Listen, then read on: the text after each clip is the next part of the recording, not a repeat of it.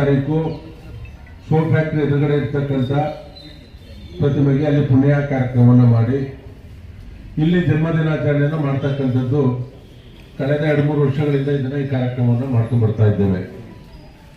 ಈ ಕಾರ್ಯಕ್ರಮಕ್ಕೆ ಪರಮ ಪೂಜ್ಯ ಶ್ರೀ ಶ್ರೀ ಶ್ರೀ ಸೋಮನಾಥ ಸ್ವಾಮೀಜಿಯವ್ರನ್ನ ನಾನು ನಿನ್ನೆ ಹೋಮಕ್ಕೆನ ದಯಮಾಡಿ ನೀವು ಚಿಂಚನೀರು ಓದೋಕ್ಕಿಂತ ಮುಂಚೆ ನಮ್ಮ ಕಾರ್ಯಕ್ರಮಕ್ಕೆ ಬಂದು ಒಂದು ಅರ್ಧ ಗಂಟೆ ಇದ್ದು ಈ ಕಾರ್ಯಕ್ರಮ ನಡೆಸ್ಕೊಡ್ಬೇಕು ಅಂತಕ್ಕಂಥದ್ದನ್ನ ಕೇಳ್ಕೊಂಡಾಗ ಈ ಕಾರ್ಯಕ್ರಮಕ್ಕೆ ಬಂದು ಈ ಕಾರ್ಯಕ್ರಮವನ್ನು ಉದ್ಘಾಟನೆಯನ್ನ ಮಾಡಿ ನಮಗೆಲ್ಲರಿಗೂ ಆಶೀರ್ವಚನ ಮಾಡೋದಕ್ಕೆ ಬಂದಿದ್ದಾರೆ.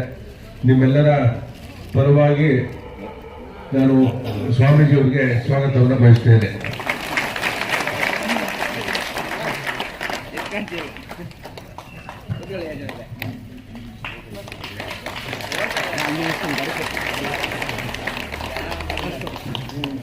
ಅವರು ಶ್ರೀರಣ್ಣ ಅವರು, ನಮ್ಮ ವೆಂಕಟೇಶ್ ಅವರು, ನಮ್ಮ ಎಲ್ಲ ಮುಖಂಡರುಗಳು, ಋಷಭಾತಿ ನಗರ, ಶಕ್ತಿ ಗಣಪತಿ ನಗರ ಕ್ಷೇತ್ರದ ಎಲ್ಲ ಮುಖಂಡರುಗಳು ತಾವೆಲ್ಲ ಈ ಕಾರ್ಯಕ್ರಮದಲ್ಲಿ ಎಲ್ಲ ಭಕ್ತಾದಿಗಳು ಈ ಕಾರ್ಯಕ್ರಮಕ್ಕೆ ಬಂದಿದ್ದೀರಾ.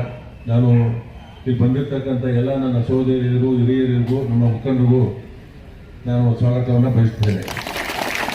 ಪರಮಪೂಜ್ಯ ಸ್ವಾಮೀಜಿಯವರು ಇವತ್ತು ಕಾಲಭೈರವೇಶ್ವರನ ಆಶೀರ್ವಾದದಿಂದ ಆ ಮಠವನ್ನು ಕಟ್ಟತಕ್ಕಂಥ ಸಂದರ್ಭದಲ್ಲಿ ಇಡೀ ಪ್ರತಿ ಒಂದು ಹಳ್ಳಿಯನ್ನು ಬಿಡದಂಗೆ ಹಳ್ಳಿಯಲ್ಲಿ ಸುತ್ತಿ ಇವತ್ತು ಆದಿಚುಂಚನಗಿರಿ ಸಂಸ್ಥಾನವನ್ನು ಕಟ್ಟಿದ್ದಾರೆ. 1,60,000 ಮಕ್ಕಳಿಗೆ ಶಿಕ್ಷಣವನ್ನು ಕೊಡ್ತಾ ಇರ್ತಕ್ಕಂಥದ್ದು ಆದಿಚುಂಚನಗಿರಿ ಸಂಸ್ಥಾನ ಮಠ. ಇವತ್ತು ನಮ್ಮ ಕ್ಷೇತ್ರದಲ್ಲಿರ್ತಕ್ಕಂಥ ನಾಗ್ಪುರದಲ್ಲಿರ್ತಕ್ಕಂಥ ವಿದ್ಯಾಸಂಸ್ಥೆ ಸುಮಾರು 6,500ದಿಂದ 7,000 ಮಕ್ಕಳಿಗೆ LKG UKG ಇಂದ ಇಂಜಿನಿಯರ್ವರೆಗೂ LKG ಸೇರ್ಕೊಂಡ್ರೆ ಇಂಜಿನಿಯರು ಇಲ್ಲ CA ಚಾರ್ಟರ್ಡ್ ಅಕೌಂಟ್ ಮುಗಿಸ್ಕೊಂಡು ಹೊರಗಡೆ ಬರ್ಬೋದು. ಕಳೆದ 2 ವರ್ಷದಲ್ಲಿ ಪ್ರಾರಂಭ ಆಗಿ ನಾಸಾಕ್ಕೆ ಇಂಜಿನಿಯರಿಂಗ್ ಸೆಲೆಕ್ಟ್ ಆಗಿದ್ದಾರೆ. ಇಲ್ಲಿ ನಮ್ಮ BGS ವಿದ್ಯಾಸಂಸ್ಥೆಯಲ್ಲಿ ದೊಡ್ಡಾಪುರ ಮತ್ತು ಇಲ್ಲಿರ್ತಕ್ಕಂಥ ಓದ್ತಕ್ಕಂಥ ವಿದ್ಯಾರ್ಥಿಗಳು ನಾಸಾಕ್ಕೆ ಸೆಲೆಕ್ಟ್ ಆಗಿದ್ದಾರೆ. ಅಷ್ಟೊಂದು ಅತ್ಯುತ್ತಮವಾದ ಒಂದು ದೊಡ್ಡ ವಿದ್ಯಾಸಂಸ್ಥೆಯನ್ನು ಕೊಟ್ಟು ಆ ವಿದ್ಯೆಯ ಜೊತೆಗೆ ಅಲ್ಲಿ ಹೋಗ್ಬೇಕು. ಹೋದ್ರೆ ಆ ಕಾರ್ಯಕ್ರಮಕ್ಕೆ ಪ್ರತಿ ಕಾರ್ಯಕ್ರಮಕ್ಕೆ ಹೋಗ್ತೀನಿ ಒಂದು ಗುಂಪಿನ ಹಾಕೋದು ನಮ್ಗೆ ಸತ್ ಕೇಳುತ್ತದೆ. ಅಷ್ಟೊಂದು ನಿಶ್ಶಬ್ದವಾಗಿ ಅಷ್ಟೊಂದು ಶಾಂತಚಿತ್ತವಾಗಿ ಆ ಕಾರ್ಯಕ್ರಮಗಳು ಅಲ್ಲಿ ನಡೀತವೆ. ನಮ್ಮ ಮಕ್ಕಳಿಗೆ ಏನ್ ಬೇಕು ಸಂಸ್ಕಾರ, ಆ ಸಂಸ್ಕಾರವನ್ನ ಕಲಿಸ್ತಕ್ಕಂಥ ಸಂಸ್ಥೆ ಇಡೀ ಕ್ಷೇತ್ರದಲ್ಲಿರ್ತಕ್ಕಂಥ BGS ವಿದ್ಯಾಸಂಸ್ಥೆ. ನಮ್ಮ ಮಕ್ಕಳಿಗೆ ಅಕ್ಷರಾಭ್ಯಾಸ LKGಗೆ ಸೇರಿಸಿದಂಗೆ ಅಕ್ಷರಾಭ್ಯಾಸ ಕಾರ್ಯಕ್ರಮವನ್ನ ಗುರುಗಳು ಪರಮ ಪೂಜ್ಯ ನಿರ್ಮಲಾನಂದ ಸ್ವಾಮೀಜಿಯವರು, ಪರಮ ಪೂಜ್ಯ ಸೋಮನಾಥ ಸ್ವಾಮೀಜಿಯವರು ಆ ಮಕ್ಕಳಿಗೆ ಅಕ್ಷರಾಭ್ಯಾಸವನ್ನು ಕಲಿಸಿ ನಾವು ಯಾವ ರೀತಿ ನಮ್ಮ ಮಕ್ಕಳು ನಮ್ಮ ತಂದೆ ತಾಯಿ ಅಂದ್ರೇನು, ಗುರುಗಳಂದ್ರೇನು, ಮಠ ಅಂದ್ರೇನು ಅಂತಕ್ಕಂಥ ತಿಳಿಸಿ ನಮ್ಮ ಸಂಸ್ಕಾರ, ನಮ್ಮ ಸಂಸ್ಕೃತಿ ಮತ್ತೆ ಶಿಕ್ಷಣ ಮತ್ತೆ ಯಾರು ಕ್ರೀಡೆಯಲ್ಲಿ ಆಸಕ್ತಿ ವಹಿಸಿದ್ದಾರೆ, ಯಾರು ಸಂಗೀತದಲ್ಲಿ ಆಸಕ್ತಿ ವಹಿಸಿದ್ದಾರೆ, ಅವರ ಕಾರ್ಯಕ್ರಮಗಳನ್ನು ನೋಡ್ಬೇಕಲ್ಲಿ ಅವರ ಆಡಿಟೋರಿಯಂ ಅಲ್ಲಿ ಇರತಕ್ಕಂಥ ಕಾರ್ಯಕ್ರಮಗಳ ಆ ಮಕ್ಕಳು ಮಾಡ್ತಕ್ಕಂಥ ಕಾರ್ಯಕ್ರಮಗಳನ್ನ ನಾವು ಯಾರು ಊಹೆ ಮಾಡೋದಕ್ಕೆ ಸಾಧ್ಯ ಇಲ್ಲ, ಅದಕ್ಕೆ ಬೆಲೆ ಕಟ್ಟಕ್ಕೂ ಸಾಧ್ಯ ಇಲ್ಲ. ಅಷ್ಟೊಂದು ಅಚ್ಚುಕಟ್ಟಾಗಿ ಆ ಮಕ್ಕಳನ್ನ ತಯಾರು ಮಾಡಿರ್ತಕ್ಕಂಥ ಸಂಸ್ಥೆ BGS ವಿದ್ಯಾಸಂಸ್ಥೆ ಅಂತಕ್ಕಂಥದ್ದನ್ನ ಹೇಳಿ ಇವತ್ತು ಎಲ್ಲ ಮುಖಂಡರು ಬಂದಿದ್ದಾರೆ. ವಿಶೇಷವಾಗಿ ನಮ್ಮ ಶ್ರೀನಿವಾಸ ಮೂರ್ತಿ ಡಿಪಾರ್ಟ್ಮೆಂಟ್ ಮೇಂಟೈನ್ ಮಾಡ್ಕೊಳ್ತಕ್ಕಂಥ ಇಲ್ಲೂ ಅವರೇ ಮಾಡೋದು, ಮೇಂಟೆನೆನ್ಸ್ ಮಾಡೋದು, ಸೋಫ್ಯಾಕ್ಟರಿ ಇರ್ತಕ್ಕಂಥ ಅಲ್ಲೂ ಇದು ಮಾಡೋರು. ಅವರು ಒಂದು ಮಠದ ಭಕ್ತರಾಗಿ ವಿಶೇಷವಾಗಿ ಇಲ್ಲಿ ಲಾಭ ಬರಲಿ ಬರ್ದ ಹೋಗ್ಲಿ ನಾವು ಸ್ವಾಮೀಜಿಯವರ ಭಕ್ತರಾಗಿ ಕೆಲಸವನ್ನು ಮಾಡ್ತೀನಿ ಅಂತಕ್ಕಂಥದ್ದು ಇದು ಮಾಡಿದ್ರೆ ಅವ್ರಿಗೂ ನಾನು ಈ ಸಂದರ್ಭದಲ್ಲಿ ಕೃತಜ್ಞತೆಗಳನ್ನು ಸಲ್ಲಿಸ್ತೇನೆ. ಈಗ ತಮ್ಮನ್ನೆಲ್ಲ ಕುರಿತು ಪರಮ ಪೂಜ್ಯ ಸ್ವಾಮೀಜಿಯವರು ಆಶೀರ್ವಚನೆ ಮಾಡಿ. ನಾನು ಸಹ ಆದಿಚುಂಚನಗಿರಿ ಮಠಕ್ಕೆ ಬಂದ ಪ್ರಾರಂಭದಿಂದ 81ನೇ ಇಸ್ವಿ ಬಂದಾಗ ಮನೆಯವರೆಗೂ ತುಂಬ ಸಮಯ ಅವರ ಜೊತೆಯಲ್ಲೇ ಅವರ ಸನಿಹದಲ್ಲೇ ಇದ್ದು ಬೆಳೆದಂಥವರು, ನೋಡಿದಂಥವರು. ಒಂದೇ ಮಾತು ಹೇಳೋದಾದರೆ ನಮ್ಮ ಗೋಪಾಲಯ್ಯನವ್ರು ಹೇಳ್ತಾ ಇದ್ರು ನಮ್ಮ ಇಲ್ಲಿ ಇರ್ತಕ್ಕಂಥ ನಿಮ್ಮ ಕ್ಷೇತ್ರದ ಶಾಲೆ ಕಾಲೇಜು ಸಂಸ್ಕಾರದ ಬಗ್ಗೆ. ನಾವು ಸಹ ಹಳ್ಳಿನಲ್ಲಿ ಹುಟ್ಟಿ ಬೆಳೆದು ಸಂಸ್ಕೃತ ಅಂದರೆ ಏನು ಗೊತ್ತಿಲ್ಲ, ಒಂದು ಸಂಸ್ಕಾರ ಅಂದರೆ ಒಂದೂ ಗೊತ್ತಿಲ್ಲ. ಹಳ್ಳಿನಲ್ಲಿ ದನ ಕುರಿ ಎಮ್ಮೆ ಹೊಲ ಗದ್ದೆ ನೋಡ್ಕೊಂಡು ಬಂದಂಥವ್ರನ್ನ ನಮ್ಮ ಎಲ್ಲರೂ ಯಾವ ರೀತಿ ಪ್ರಪೂಜ್ಯ ಬಾಲಗಂಗಾಧರ ಸ್ವಾಮಿ ತಯಾರು ಮಾಡಿದ್ರು ಅಂದರೆ ನಮ್ಮ ಮಠದ ಎಲ್ಲ ಸನ್ಯಾಸಿಗಳಾಗಿರ್ಬೋದು ಮತ್ತು ಎಲ್ಲರೂ ಮೊದಲು ಅವ್ರು ಯೋಚನೆ ಮಾಡಿದ್ದು ಈ ಸಂಸ್ಕೃತಿ ಸಂಸ್ಕಾರ ಸಂಸ್ಕೃತದಿಂದ ಪ್ರಾರಂಭ ಆಗುತ್ತೆ ಅಂತ ಸಂಸ್ಕೃತ ಕಾಲೇಜೇ ಪ್ರಾರಂಭ ಮಾಡಿದ್ರು. ಮೊದಲೆಲ್ಲ ಕೆಲವು ಸೀಮಿತವಾಗಿತ್ತು, ಯಾರೇ ಬಂದು ಕಂಪಲ್ಸರಿಲಿ ಸಂಸ್ಕೃತ ಓದಬೇಕನ್ನೋಂಥ ಒಂದು ಅಲ್ಲಿ ನಿಯಮವನ್ನು ಮಾಡಿದ್ರು ಪೂಜ್ಯ ಸ್ವಾಮೀಜಿಯವರು. ಆಗ ಅವರ ವಿಶಾಲವಾದಂಥ ಭಾವನೆ, ಗುಣ, ಸಣ್ಣ ಭೇದ ಭಾವನೆ ಮಾಡ್ತಿರ್ಲಿಲ್ಲ. ತುಂಬ ದೊಡ್ಡವ್ರು ಬರೋರು, ತುಂಬ ಸಾಮಾನ್ಯ ವ್ಯಕ್ತಿಗಳು ಬರೋರು. ಪೂಜ್ಯ ಸ್ವಾಮೀಜಿಯವರು ನಾನು ನೋಡ್ತಾ ಇರ್ತಿದ್ದೆ, ತುಂಬ ದೊಡ್ಡವ್ರು ಬಂದರೆ ಒಂದು 5 ಸಾಲ ಕುಂಡಿಸ್ಬಿಟ್ಟು ನಿಧಾನಕ್ಕೆ ಮಾತಾಡ್ತೀನಿ ನನ್ನ ಜೊತೆಲಿ ಅಂತ. ಯಾರು ಬಂದಿದ್ದಾರೋ ಬೇರೆ ಅವ್ರನ್ನೆಲ್ಲ ಮಾತಾಡಿಸಿ ಅವ್ರಿಗೆ ಏನು ಕೇಳಿ ಕಳಿಸ್ತಾ ಇದ್ರು. ಹಾಗೆ ಅಷ್ಟು ನಿರಂತರ ಅವರ ಶ್ರಮ, ದುಡಿಮೆ, ಅವರ ವಿಶಾಲವಾದಂಥ ಭಾವನೆ ಕೂಡ ಈ ದಿನ ಶಿಕ್ಷಣ ಕ್ಷೇತ್ರದಲ್ಲಿ ಎಲ್ಲ ಕಡೆ ಶಾಲೆ ಕಾಲೇಜು. ಪೂಜ್ಯ ಸ್ವಾಮೀಜಿಯವರು ಹೇಳ್ತಿದ್ರು, ಬೆಂಗಳೂರು ನಗರದಲ್ಲಿ ಶಾಲೆ ಕಾಲೇಜು ಮಾಡೋದು ದೊಡ್ಡದಲ್ಲ, ಹಳ್ಳಿಗಳಲ್ಲಿ ಮಾಡಬೇಕಂತೇಳಿ ಎಲ್ಲ ಹಳ್ಳಿಗಳಲ್ಲಿ ಶಾಲೆ ಕಾಲೇಜು ತುಂಬ ಕಡೆ ಇದೆ ಮಾಡಿದರು. ಎಲ್ಲ ಕಡೆ ಸಂಸ್ಥೆ ಇರಬೇಕು ಅನ್ನೋಂಥ ಭಾವನೆ ಇಟ್ಕೊಂಡು ತಮಿಳುನಾಡಲ್ಲಿ ಮಾಡಿದ್ದಾರೆ. ಅಲ್ಲಿ ಕಾಲೇಜ್ ಇದೆ, ಸ್ಕೂಲ್ ಇದೆ, ಹೆಣ್ಮಕ್ಳ ಕಾಲೇಜ್ ಇದೆ. ಅದಲ್ಲಿ ಯೂನಿವರ್ಸಿಟಿಗೆ ನಮ್ಮದೇ ಮೊದಲನೇ ಸ್ಥಾನ ಗೋಲ್ಡ್ ಮೆಡಲ್. ಕಂಬಂ ಅಂತ ತೇನಿ ಡಿಸ್ಟಿಕಲ್ಲಿದೆ, ಈ ರೋಡಲ್ಲಿದೆ. ಇತ್ತೀಚಿನ ದಿನದಲ್ಲಿ ನಮ್ಮ ಪೂಜ್ಯ ಸ್ವಾಮೀಜಿಯವರು ತಿರುಪತಿನಲ್ಲಿ ಶಾಲೆ ಮಾಡಿದ್ದಾರೆ. 3-4 ವರ್ಷದಿಂದ ಅಲ್ಲಿ ಶಾಲೆ ನಡೀತಾ ಇದೆ, ತುಂಬ ಚೆನ್ನಾಗಿದೆ. ತಿರುಪತಿನಲ್ಲಿ ಏರ್ಪೋರ್ಟ್ ಪಕ್ಕನೇ ಭಾಳ ಚೆನ್ನಾಗಿದೆ. ಮತ್ತು ನೋಯ್ಡಾ ಅಂತ ಡೆಲ್ಲಿ ಪಕ್ಕ, ಅಲ್ಲಿ ಶಾಲೆ ನಡೀತಾ ಇದೆ. ಡೆಲ್ಲಿ ಸಿಟಿ ಒಳಗೆ ಪೂಜ್ಯ ಮಹಾಸ್ವಾಮಿ ಇದ್ದಾಗಲೂ ಸಹ ಅಲ್ಲಿ ಶಾಲೆ ಇತ್ತು. ಹಾಗೆ ಕಾಶಿನಲ್ಲಿ ನೈಮಿಸಾರಣ್ಯ ಅಂತೇಳಿ ಋಷಿಗಳು ತಪಸ್ ಮಾಡಿದಂಥ ಸ್ಥಳ, ಹಿಮಾಲಯ ತಪ್ಪಲು, ಅಲ್ಲಿ ಸಹ ನಮ್ಮ ಮಠ ಇದೆ. ಚಿತ್ರಕೂಟ ಅಂತೇಳಿ 12 ವರ್ಷಗಳ ಕಾಲ ರಾಮ ಲಕ್ಷ್ಮಣ ಸೀತೆ ತಪಸ್ ಮಾಡಿದಂಥ ಸ್ಥಳ, ಅಲ್ಲಿ ನಮ್ಮ ಮಠ ಇದೆ. ಬೀಜಶೀಲಸಾರ ದೇವಸ್ಥಾನವನ್ನು ಕಟ್ಟಿ ಇಲ್ಲಿಂದ ಹೋದಂಥವ್ರಿಗೆ ಅಲ್ಲಿ ಒಂದು ಧಾರ್ಮಿಕ ಒಂದು ಸಂಸ್ಕಾರ ಇರಬೇಕು ಅನ್ನೋ ದೃಷ್ಟಿಯಿಂದ ಅಲ್ಲಿ ಕಾಲಭೈರೇಶ್ವರ ದೇವಸ್ಥಾನವನ್ನು ಕೆಲಸ ನಡೀತಾ ಇದೆ. ಇನ್ನು ಸ್ವಲ್ಪ ದಿನದಲ್ಲಿ ಅದು ಪ್ರಾರಂಭ ಆಗುತ್ತೆ. ಹಾಗೆ ಧಾರ್ಮಿಕವಾಗಿ, ಶೈಕ್ಷಣಿಕವಾಗಿ ಮತ್ತು ಸಾಮಾಜಿಕವಾಗಿ ಏನು ಒಳ್ಳೇದು ಮಾಡಬೇಕು ಮಠದಿಂದ ಅದು ನಡೀತಾ ಇದೆ. ಇವೆಲ್ಲ ಗೊತ್ತಿದ್ದಂಗೆ ನಮ್ಮ ಪರಪೂಜ್ಯ ಈಗಿರೋ ಸ್ವಾಮೀಜಿಯವರು 72ನೇವರು, ಪರಪೂಜ್ಯ ಬಾಲಗಂಗಾಧರ ಸ್ವಾಮೀಜಿಯವರು 71ನೇವರು. 71ನೇ ಪೂಜ್ಯ ಸ್ವಾಮೀಜಿ. ಅದಕ್ಕಿಂತ ಮೊದಲು ಯಾರೂ ಅಭಿವೃದ್ಧಿ ಮಾಡೋಕ್ಕೆ ಆಗಿರಲಿಲ್ಲ. ಪೂಜ್ಯ ಸ್ವಾಮೀಜಿಯವರು ನಿರಂತರ ನಮ್ಮ ಗೋಪಾಲನವರು ಹೇಳಿದಾಗೆ ಹಳ್ಳಿಗಳು, ಮನೆಗಳು, ಆ ದೊಡ್ಡ ಮನೆ ಅಂತಿರಲಿಲ್ಲ, ಚಿಕ್ಕ ಮನೆ ಅಂತಿರಲಿಲ್ಲ, ಶ್ರೀಮಂತರು ಬಡವರು ಅಂತಿರಲಿಲ್ಲ. ಯಾರೇ ಕರೆದು ಅವ್ರ ಮನೆಗಳಿಗೆ ಹೋಗಿ ಅವ್ರ ಜೊತೆಯಲ್ಲಿ ಮಾತಾಡಿ ಒಂದು ಅವ್ರ ಏನು ಸಮಸ್ಯೆ ಇದೆಲ್ಲ ಒಳ್ಳೆ ಸಂಸ್ಕಾರವನ್ನು ಹಳ್ಳಿಗಳಲ್ಲೂ ಸಹ ಬೆಳೆಸಿದಂಥ ಪೂಜ್ಯ ಸ್ವಾಮೀಜಿಯವರು.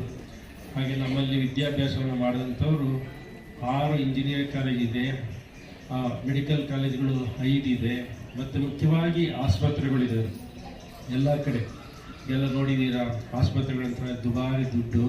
ಅದು ನಮ್ಮ ಆಸ್ಪತ್ರೆಗಳಲ್ಲಿ ಎಲ್ಲ ಕಡೆ ಆದಿಚುಂಚನಗಿರಿನಲ್ಲಿ ಅಲ್ಲಿ ಹಾರ್ಟ್ ಆಪರೇಷನ್ ಇದೆ, ಕಿಡ್ನಿ, ಮತ್ತು ಅದನ್ನು ಸಹ ಚೇಂಜ್ ಮಾಡೋದಂಥದ್ದಿದೆ. ಮತ್ತು ಎಲ್ಲ ಸೌಲಭ್ಯಗಳಿದೆ. ನನ್ನ ಇನ್ಚಾರ್ಜಲ್ಲಿ 2 ಆಯುರ್ವೇದ ಮೆಡಿಕಲ್ ಆಸ್ಪತ್ರೆ ಇದ್ದಾವೆ, ಮತ್ತು ಅಲೋಪತಿ ಆಸ್ಪತ್ರೆ ಈಗ ನೆಲಮಂಗಲದಲ್ಲಿದೆ. ಒಳ್ಳೆಯ ಡಾಕ್ಟರ್ಸ್ ಇದ್ದಾರೆ. ಅವರಿಗೆ ಉಚಿತವಾಗಿ ಚಿಕಿತ್ಸೆಗಳು, ಔಷಧಿಗಳು, ಮತ್ತು ಅವರಿಗೆ ಅಲ್ಲೇ ಇದ್ದರೆ ಊಟ ತಿಂಡಿ 3 ಸಮಯ ಕೊಡುವಂಥ ವ್ಯವಸ್ಥೆ ನಮ್ಮ ಮಠದಿಂದ ನಡೀತಾ ಇದೆ. ಹಾಗೆ ಎಲ್ಲ ಕಡೆ ಒಳ್ಳೆ ಕೆಲಸ ಕಾರ್ಯ ನಡೀತಾ ಇದೆ. ನೀವೇ ಕಣ್ಣಾರ ನೋಡಿದಂಗೆ ಇಲ್ಲಿ ಹೆಣ್ಣುಮಕ್ಳು ಹಾಸ್ಟೆಲ್. ಯಾವುದೇ ನಮ್ಮ ಆದಿಚುಂಚನಗಿರಿ ಮಠ ಯಾವಾಗಲೂ ಅಷ್ಟೇ ಜಾತಿ ಭೇದ ಯಾವತ್ತು ನಮ್ಮಲ್ಲಿ ನಮ್ಮ ಜೊತೆಲಿ ಇರ್ತಾರೆ. ತುಂಬ ಜನ ಕೆಲಸ ಮಾಡ್ತಿರ್ತಾರೆ. ನಮಗೆ ಅವ್ರಿಗೆ ಯಾವ ಜಾತಿ ಅಂತ ನಾವು ಕೇಳಕ್ಕೆ ಹೋಗಲ್ಲ, ನಮ್ಮಲ್ಲೇ ಇರ್ತಾರೆ ಜೊತೆಯಲ್ಲಿ. ಹಾಗೆ ಆ ಒಂದು ಸಂಸ್ಕಾರ.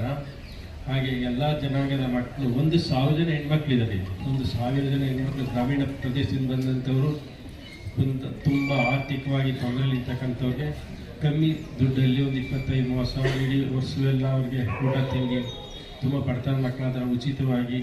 ಮತ್ತು ಇನ್ನೂ ಕೆಲವು ತೊಂದರೆ ಇದ್ದರೆ ನಾನೇ ಅವ್ರಿಗೆ ಬೇರೆ ಕಡೆಯಿಂದ ದುಡ್ಡು ಕೊಡಿಸ್ತೀನಿ ಫೀಸ್ ಕಟ್ಟೋಕ್ಕೆ. ಹಾಗೆ 1,000 ಜನ ಗಂಡು ಮಕ್ಕಳಿದ್ದಾರೆ, 2,000 ಜನ ಹೆಣ್ಮಕ್ಳಿದ್ದಾರೆ. ಇಲ್ಲಿ ಬೆಂಗಳೂರು ನನ್ನ ಇನ್ಚಾರ್ಜ್. ಇದೇ ರೀತಿ ಆದಿಚುಂಚನಗಿರಿ ಶ್ರೀ ಕ್ಷೇತ್ರದಲ್ಲಿ 2,000 ಜನ ಹೆಣ್ಮಕ್ಳಿದ್ದಾರೆ, 3,000 ಜನ ಗಂಡು ಮಕ್ಕಳಿದ್ದಾರೆ. ಎಲ್ಲ ರಾಜ್ಯದ ಎಲ್ಲ ಕಡೆಯವರು ಇದ್ದಾರೆ. ಅಲ್ಲಿ ಉಚಿತವಾಗಿ ವಿದ್ಯಾಭ್ಯಾಸ ಮಾಡ್ತಾ ಇದ್ದಾರೆ. ಈಗ ಪರಪೂಜ್ಯ ಮಹಾಸ್ವಾಮಿಯವರ ಆಶೀರ್ವಾದ, ನಮ್ಮ ಶ್ರೀ ಆದಿಚುಂಚನಗಿರಿ ಮಹಾಸ್ವಾಮಿ ಮಠ ನಿರಂತರವಾಗಿ ಸಮಾಜಕ್ಕೆ ಏನು ಸೇವೆ ಮಾಡಬೇಕು ಅದನ್ನೆಲ್ಲ ನೀಡ್ತಾ ಇದೆ. ನಮ್ಮಲ್ಲಿ ಓದಿದಂಥ ಡಾಕ್ಟರ್ಸು, ಇಂಜಿನಿಯರ್ಗಳು, ಲಾಯರ್ಸು ಎಲ್ಲ ಕಡೆ ಎಲ್ಲೆಲ್ಲೋದ್ರೂ ಸಿಗ್ತಾ ಇರ್ತಾರೆ. ಮೊನ್ನೆ ಉಪಗ್ರಹವನ್ನು ಬಿಟ್ಟ ಸಂದರ್ಭದಲ್ಲಿ ನಮ್ಮ ವಿದ್ಯಾರ್ಥಿಗಳು ತಯಾರು ಮಾಡಿದ್ದು ಸಹ ಅದರೊಳಗೆ ಇತ್ತು ಅನ್ನುವಂಥದ್ದನ್ನು ನೀವೆಲ್ಲ ಟಿ ವಿ ಪೇಪರ್ನಲ್ಲೆಲ್ಲ ನೋಡಿದ್ದೀರಾ. ಹಾಗೆ ಒಳ್ಳೆಯ ವಿದ್ಯಾಭ್ಯಾಸ, ಶಿಸ್ತುಬದ್ಧಂಥ ವಿದ್ಯಾಭ್ಯಾಸ, ವಿದ್ಯೆ ಜೊತೆಗೆ ನಮ್ಮ ಗೋಪಾಲ ಅವರು ಹೇಳಿದಾಗೆ ಅವರಿಗೆ ಮಕ್ಕಳಿಗೆ ಏನು ಸಮಸ್ಯೆ, ನಮ್ಮಲ್ಲಿ ಒಂದು ವರ್ಷ ಇದ್ದರೆ ಎಷ್ಟು ಬದಲಾವಣೆ ಆಗ್ತಾರೆ ಮಕ್ಕಳು ಅನ್ನೋದನ್ನು ನಾವು ಯೋಚನೆ ಮಾಡಬೇಕು. ಹಿರಿಯರಿಗೆ ಗೌರವ ಕೊಡೋದು, ತಂದೆ ತಾಯಿಗಳಿಗೆ ಗೌರವ ಕೊಡೋದು, ಮತ್ತು ಯಾವ ರೀತಿ ನಡ್ಕೊಳ್ಬೇಕು, ಸಮಾಜಕ್ಕೆ ನಮ್ಮ ಕೊಡುಗೆ ಏನು ಅನ್ನೋಂಥ ಭಾವನೆ ಅಲ್ಲಿ ಅವರಿಗೆ ಕ್ರಿಯೇಟ್ ಆಗುತ್ತೆ. ಆ ರೀತಿಯಾದಂಥ ಒಂದು ಸಂಸ್ಕಾರ, ಸಂಸ್ಕೃತಿ ಎಲ್ಲ ರೀತಿಯಿಂದ ನಮ್ಮ ಎಲ್ಲ ಶಿಕ್ಷಣ ಸಂಸ್ಥೆಗಳಲ್ಲಿ ಎಲ್ಲ ಕಡೆ ಅದೊಂದು ತುಂಬ ಚೆನ್ನಾಗಿ ನಡೀತಾ ಇದೆ. ಮತ್ತು ರಿಸಲ್ಟಲ್ಲೂ ಅಷ್ಟೇ, ರಿಸಲ್ಟ್ಗಳನ್ನು ನಮ್ಮಲ್ಲಿ ಸ್ಟೇಟ್ ರ್ಯಾಂಕ್ಗಳೆಲ್ಲ ಬರ್ತಾ ಇದೆ ಎಲ್ಲ ತರಗತಿಗಳಲ್ಲಿ. ಹಾಗೆ ಉತ್ತಮವಾದಂಥ ಶಿಕ್ಷಣ ಇದ್ದರೆ ದೇಶಕ್ಕೆ ಒಳ್ಳೆಯದು. ಶಿಕ್ಷಣದ ಮುಂದೆ ಯಾವುದೂ ಇಲ್ಲ. ನಮ್ಮಲ್ಲಿ ಓದಂಥವ್ರು ತುಂಬ ದೊಡ್ಡ ಅಧಿಕಾರಿ ವರ್ಗದಲ್ಲಿದ್ದಾರೆ, ಉತ್ತಮವಾದಂಥ ಸೇವೆಯನ್ನು ಮಾಡ್ತಾ ಇದ್ದಾರೆ. ಆ ಸಂಸ್ಕಾರ ಸಂಸ್ಕೃತಿಯನ್ನು ಉಳಿಸ್ಕೊಂಡು ತುಂಬ ಗೌರವ ಪ್ರೀತಿಯಿಂದ ಸೇವೆ ಮಾಡ್ತಕ್ಕಂಥ ಒಂದು ಭಾವನೆಗಳನ್ನು ಬೆಳೆಸ್ಕೊಂಡಿದ್ದಾರೆ. ಹಾಗೆ ಎಲ್ಲ ರೀತಿಯಿಂದ ನಡೀತಾ ಇದೆ. ಈ ಭಾಗದಲ್ಲಿ ನಮ್ಮ ಸಾಮಾನ್ಯ ಗೋಪಾಲನವರು, ಶ್ರೀಮತಿ ಗೋಪಾಲನವರು ಎಲ್ಲವರು, ಎಲ್ಲ ಹಿರಿಯರಿಲ್ಲ, ಗಣ್ಯರೆಲ್ಲ ಇಲ್ಲಿ ನಮ್ಮ ಜೊತೆ ಶ್ರೀನಿವಾಸ ಇದ್ದಾರೆ ಮತ್ತು ಎಲ್ಲರೂ ಸೇರಿ ಉತ್ತಮವಾದಂಥ ಕೆಲಸವನ್ನು ಈ ಕ್ಷೇತ್ರದಲ್ಲಿ ನಿಜವಾಗ್ಲೂ ನಾವೆಲ್ಲ ಕಡೆ ಓಡಾಡ್ತಿರ್ತೀವಿ. ರಾಜ್ಯ, ದೇಶ, ವಿದೇಶಗಳು ಸಹ ನಾವು ಎಲ್ಲ ಕಡೆ ನೋಡಿ ಅನುಭವಗಳಿದ್ದಾವೆ. ಆದರೆ ಗೋಪಾಲಯ್ಯನವರ ಅವರ ಸರಳತೆ, ಅವರ ಸೌಜನ್ಯತೆ, ಅವರ ಒಳ್ಳೆತನ ನಿಜವಾಗಿ ಯಾವ ನಮ್ಮ ಮನಸ್ಸಲ್ಲಿ, ಹೇಮಾವತಿ ಮೇಡಮ್ ಅದಾದರೂ ಅಷ್ಟೇ, ಅವರ ಒಳ್ಳೆಯ ಗುಣ ಸ್ವಭಾವ ನೋಡಿದಾಗ ಯಾವಾಗಲೂ ನಮ್ಮ ಮನಸ್ಸಲ್ಲಿ ಉಳಿಯುತ್ತದೆ. ಅವರ ಮಾಡ್ತಾ ಇರ್ತಕ್ಕಂಥ ಕೆಲಸ, ಯಾರೇ ಸಾಮಾನ್ಯ ವ್ಯಕ್ತಿಗಳಿಗೆ ಅವ್ರು ಕೇಳಿದ್ರೆ ಸ್ಪಂದಿಸ್ತಕ್ಕಂಥ ರೀತಿ, ಯಾವತ್ತೂ ಉದಾಸೀನ ಮಾಡಲ್ಲ. ಮತ್ತು ಅವ್ರಿಗೆ ಸ್ಪಂದಿಸಬೇಕು, ಅವ್ರ ಕೆಲಸ ಮಾಡಿಕೊಡ್ಬೇಕು ಅಂತ ಒಂದೇ ಮನಸ್ಸು. ಎಲ್ಲ ಕಡೆ ತುಂಬ ಓಡಾಡ್ತಿರ್ತಾರೆ. ಫೋನ್ ಮಾಡಿದಾಗೆಲ್ಲ ಅವ್ರಿಗೆ ಹೇಳೋದೊಂದೇ, ಟೈಮ್ ಊಟ ತಿಂಡಿ ಮಾಡಿ ಆರೋಗ್ಯ ಚೆನ್ನಾಗಿ ನೋಡ್ಕೊಳ್ಳಿ, ತುಂಬ ಕೆಲಸ ಮಾಡ್ತೀರಿ ಅಂತ ಯಾವಾಗ ನಮ್ಮ ಫೋನ್ ಮಾಡಿಲ್ಲ ಅಂದರೆ ಮನಸ್ಸಲ್ಲಿ ಅದಿದೆ. ಹಾಗೆ ಒಳ್ಳೆ ಕೆಲಸ ಕಾರ್ಯಗಳನ್ನು ಮಾಡ್ತಾ ಇದ್ದಾರೆ. ಮತ್ತು ಪರಮಪೂಜ್ಯ ಬಾಲಗಂಗಾ ಸ್ವಾಮೀಜಿಯವರು ಅಷ್ಟೇ, ಅವ್ರ ಕಂಡ್ರೆ ತುಂಬ ಗೌರವ ಇತ್ತು. ಅವಾಗ ತುಂಬ ಗೌರವದಿಂದ, ತುಂಬ ಪ್ರೀತಿಯಿಂದ ಕರೆಸಿ ಗಂಟೆ ಕೂತ್ಕೊಂಡು ಮಾತಾಡಿಸ್ತಾ ಇದ್ರು.